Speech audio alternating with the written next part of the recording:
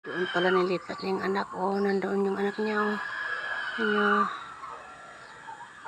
Ano. Yung malapit sa manok katabi. Yan na si Siopaw.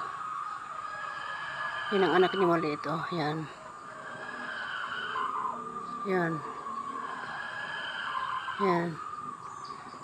Ayun, kukunin ko na siya. Kasi hindi ako makapasok. Kasi nasa loob ng bakod siya.